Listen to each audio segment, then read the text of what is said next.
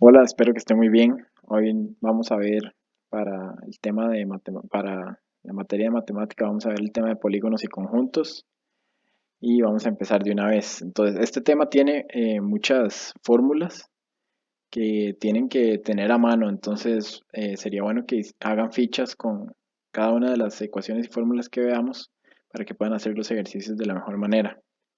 Entonces, empecemos de una vez. Empecemos con un polígono regular y es una figura que tiene lados y ángulos congruentes, que tienen la misma medida, y vamos a ver los elementos importantes que hay dentro de un polígono regular. Entonces tenemos ángulos internos, que los representa, por ejemplo, este beta acá. Cada uno de estos es un ángulo interno. Estos son nombres que les voy a ir diciendo para que después entendamos cada una de las ecuaciones para calcularlos. Entonces, esos son ángulos internos. Después tenemos ángulos externos, que es como este alfa de acá, que resulta de extender cada uno de estos segmentos y formar el ángulo de afuera. Entonces cada uno de estos es un ángulo externo que se forma ampliando cualquiera de los lados y ese es el ángulo que resulta. Cada uno de esos es un ángulo externo. Después tenemos un apotema, que es este, una línea que va desde el centro hasta el punto medio de cualquier lado del polígono. Entonces esto es un apotema, este de acá también es un apotema y así. ¿Qué más tenemos? Tenemos una diagonal, que es básicamente una línea que une dos vértices, pero no consecutivos. Entonces, esta de acá no es una diagonal porque es un lado, básicamente. Entonces, una diagonal puede ser esta que está en anaranjado, o una que pase de acá a acá, o una que pase de acá a acá. Y esos son los elementos más importantes de un polígono. Vayamos ahora a ver algunas de las ecuaciones más importantes. Entonces, el triángulo equilátero tiene estas fórmulas para calcular la altura, el área de un triángulo equilátero en este caso, y el apotema y el radio. El radio es el punto que va desde el centro hasta cualquiera de los vértices. Y el apotema es, como ya dijimos, desde el centro hasta cualquier lado, hasta cualquier punto medio de los lados. Aquí todos estos son apotemas. Y este de acá es el radio. Y aquí están las fórmulas para calcularlas. Como les dije, vayan apuntándolos en una ficha, ojalá, para que los tengan cuando hagamos los ejercicios, porque van a ser muy importantes. Ahora sigamos con estas fórmulas de acá. Hay que acordarse que el perímetro es el número de lados que tenga cualquier polígono por la medida de ese lado. Y aquí hay unas fórmulas importantes para calcular ángulos.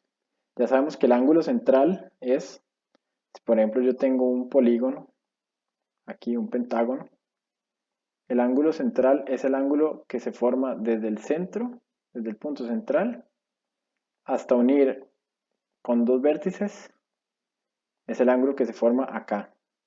Este es el ángulo central. El que se forma a partir de la unión desde el centro hasta dos vértices consecutivos.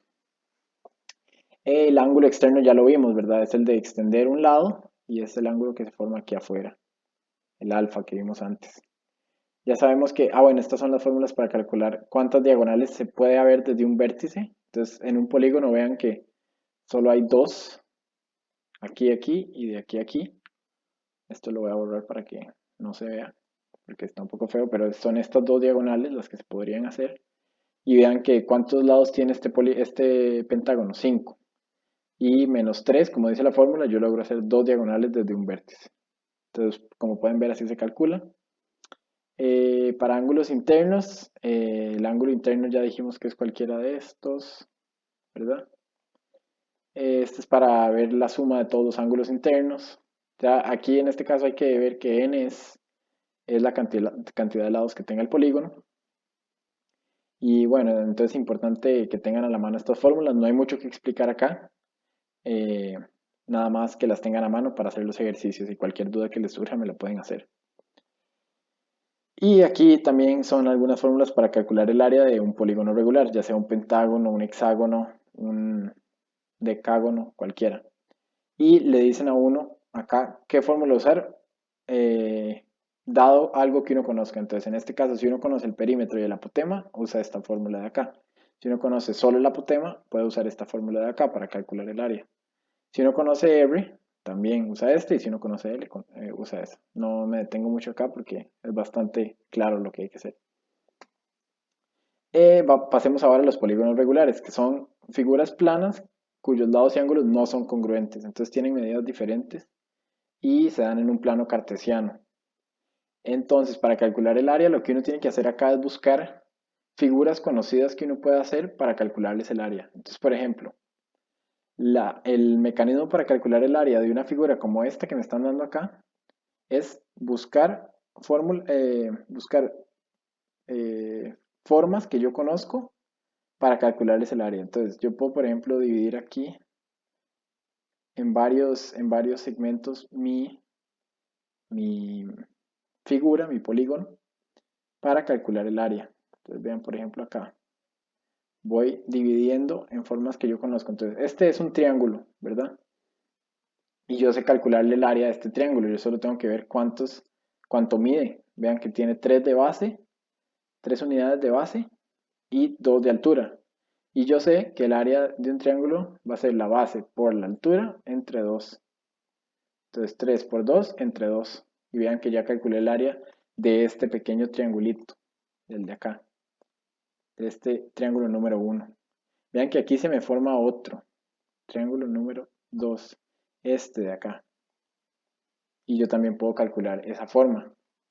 Y vean que aquí forma un cuadrado, entonces yo ya sé cómo sacar el área. Vean que 1, 2, 3, 4 cuadrados. Y uno va sumando todas esas áreas hasta obtener el área de todo este polígono. Entonces vean que es muy fácil. Lo mismo para el perímetro, uno lo que hace es usar Pitágoras tal vez, si es necesario, eh, viendo con los que son irregulares, digamos, que no son fáciles de ver. Por ejemplo, aquí hay 2 unidades. Entonces, perfecto, ahí lo sumo al perímetro. 2 más. ¿Cómo calculo este lado de acá? Pues vean que forma un triángulo con esta parte de acá. Entonces puedo usar Pitágoras para ver cuánto mide este lado.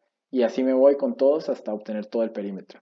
Acuérdense que Pitágoras es eh, la medida de la hipotenusa al cuadrado es igual a al cuadrado más b al cuadrado, siendo a y b catetos, ¿verdad? Del triángulo, y c la hipotenusa.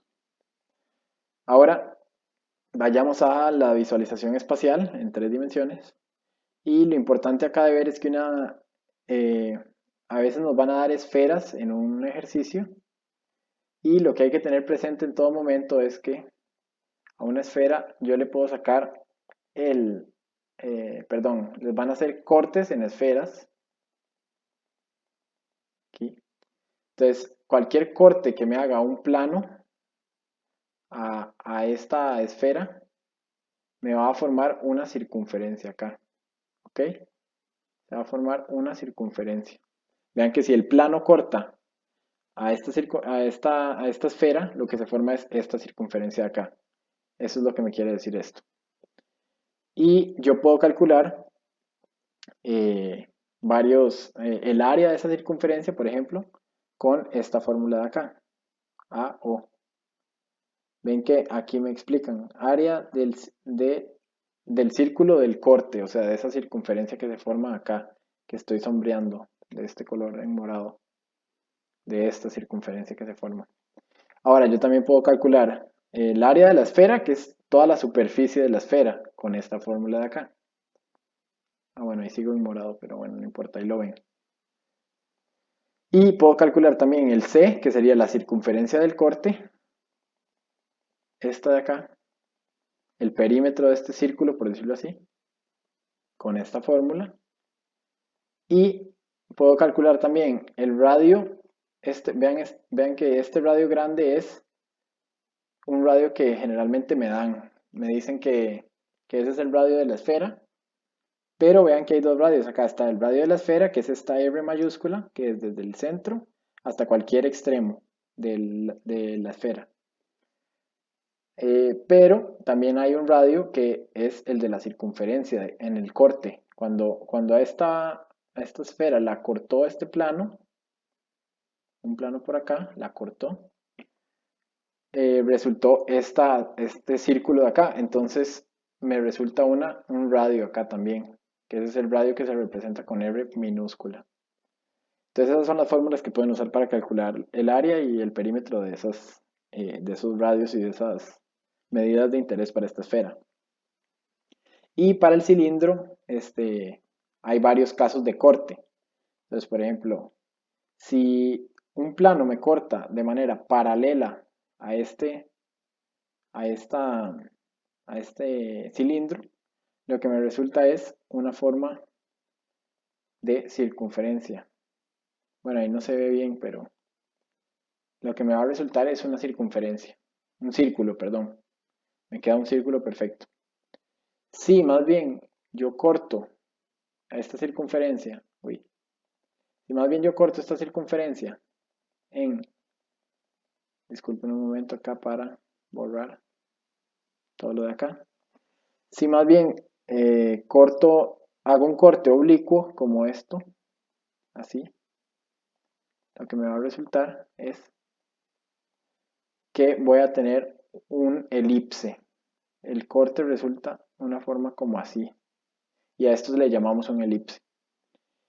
Y un corte perpendicular a la base, más bien, lo que me va a dar es un rectángulo. Si yo corto acá con un plano, lo que va a resultar es que obtengo un rectángulo acá adentro, ¿verdad? Entonces, eso es con los nombres de los cortes. Y hay fórmulas para calcular ya medidas de interés de estos cilindros. Entonces yo puedo calcular el área lateral, que es toda esta parte de acá, ¿verdad? Todo esto de los lados, pero eso no incluye la base, ¿verdad? Puedo calcular el área basal, que es solo calcular el área de una de las bases, y puedo calcular el área total, que es la suma del área basal más el área lateral, que es el área de todo el cilindro. Pasemos ahora a el tema de teoría de números, que son conjuntos. Y básicamente hay que entender que hay está el conjunto de los números naturales, que se representa con una n, y incluye el 0 y todos los números enteros positivos. Entonces 0, 1, 2, 3 hasta infinito, pero enteros. Después tenemos el conjunto de los números enteros, pero estos ya incluyen, que se representan con una z, y estos ya incluyen los negativos. Entonces, desde los negativos, desde menos infinito hasta hasta el más infinito, pero todos enteros. O sea, aquí no hay números con decimales, no hay, solo números enteros. Después tenemos el conjunto de los racionales, que se denotan con un símbolo parecido a una Q, como así. Y estos incluyen fracciones. Entonces yo ya 2 séptimos, por ejemplo, que es una fracción, esa tiene decimales, pero entonces lo que la clasifico es dentro del conjunto de los números racionales. Después tenemos el conjunto de los irracionales, que lo que tiene este conjunto es que los números tienen una expansión infinita, es decir, la cantidad de decimales es infinita. Entonces yo puedo tener aquí 2,3, 4, 8, 7 y sigue hasta el infinito esta cantidad de decimales. Así como también los números como pi o Euler, estos tienen una expansión infinita de decimales. Entonces estos números entran dentro del conjunto de los irracionales, que se representan con una i. Y el conjunto de los reales, que incluye a todos, incluye a los racionales, que son los que están compuestos por divisiones y por números enteros también, y por los irracionales, que son los que tienen una expansión decimal infinita. Entonces sigamos. Hay dos tipos de relaciones. Está la pertenencia, que es cuando yo quiero ver si un número, por ejemplo el 5, pertenece o no pertenece a un conjunto. Ahora, esta es la relación, pertenecer o no pertenecer. Cuando comparo un número y veo si está dentro o no de un conjunto, lo que digo es que pertenece o que no pertenece. Entonces, el 5 pertenece al conjunto que va desde el 3 hasta el 6, sí. Entonces yo digo que pertenece. En cambio, si estoy comparando un conjunto con otro conjunto y quiero ver si está incluido o no está incluido, lo que uso es inclusión. Entonces veo si el conjunto de 2 a 4 está incluido o no está incluido, en este caso sí está incluido, en el conjunto de 1 hasta 5. Entonces lo que usamos es la relación de si está contenido o no está contenido, si está incluido o no. Ahora pasemos a la clasificación de los intervalos. Esto es muy fácil, pero hay que entender que eh, esta es una manera de expresar conjuntos, así como esta que les mostré antes. Esto lo que quiere decir es que X es un número que pertenece al conjunto de los números reales, es decir, que se incluyen todos los números, se incluye pi, se incluyen los decimales, se incluyen fracciones, se incluyen los enteros, se incluyen todos. Y que está dentro de, es mayor que A, mayor o igual a A y menor o igual a B. Y estas son solo maneras de denotar los intervalos, pero es importante igual saber que cuando me dicen que, por ejemplo, X es mayor o igual a 5, significa que todos los números que sean mayores o iguales a 5 hasta más infinito están incluidos en ese intervalo. Y lo último importante es las operaciones entre conjuntos, las operaciones de conjuntos, perdón. Entonces, la unión es si yo tengo un conjunto A y un conjunto B, significa que ahora el nuevo conjunto que obtengo de unirlos, o sea, A unión B, es un conjunto que va a tener todos los elementos de A y de B. Es decir, si tengo este conjunto A que va de menos 2 a 6 y B que va de 0 a 10, yo lo que hago es que el conjunto resultante de A unión B, como vemos acá, es desde menos 2 hasta 10.